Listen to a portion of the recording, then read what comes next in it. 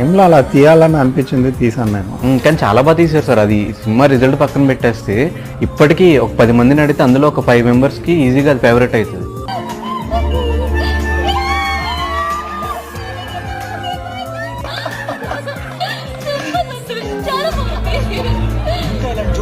చాలా